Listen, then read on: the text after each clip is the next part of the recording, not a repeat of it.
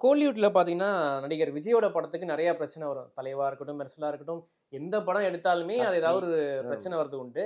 இது மாரி வேற ஏதாவது படங்களுக்கு வந்து வேற நடிகர்கள் படங்கள் வந்து பிரச்சனை எதுவும் வந்திருக்கா சார்? இந்த அளவு பிரச்சனை தான் வந்திருக்கா சார்? இல்ல அப்படி பர்ட்டிகுலராலாம் வந்த மாரி எனக்கு தெரியல. படத்தோட அந்த டயலாக் அல்லது படத்தினுடைய கருத்து, அதையொட்டி வந்திருக்கும். முல்லை பெரியார் ம். அணை ஆமா. தொடர்பா ஒரு படம் ஒண்ணு அது தமிழகத்தில் ரிலீஸ் பண்றதுக்கு பிளான் பண்ணாங்க. அப்போ அந்த படத்தை பார்க்கும்போது, முல்லை பெரியார் அணை உடைஞ்சிருங்கிற ஒரு கருத்து அது மையமா இருந்துச்சு. அந்த அணையவே நம்ம உயர்த்தி கட்டக்கூடாது அப்படிங்கிற மாரிலாம் சில கருத்துக்கள்லாம் அதில இருந்துச்சு. அப்போ எல்லாருமே அப்ஜெக்ட் பண்ணாங்க. இது எப்படி தமிழ்நாட்ல ரிலீஸ் பண்றது அப்படின்னு. பிரசோவுல படம் பார்த்துட்டு, அதுக்கப்புறம் அத சீமான்ட்ட சொல்லி, சீமான் அது ஒரு பெரிய பிரச்சனையா கொண்டு வந்தாரு. தமிழ்நாட்ல அந்த படம் ரிலீஸ் ஆகல. ஸோ அது மாரி பல படங்கள இங்க தமிழ்நாட்டில் ரிலீஸ் பண்ணக்கூடாதுன்னுலாம் சொல்லியிருக்காங்க. அதெல்லாம் நடந்திருக்கு.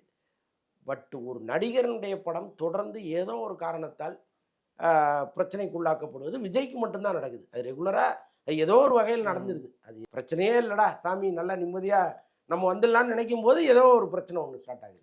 அது அவருடைய ராசி போல.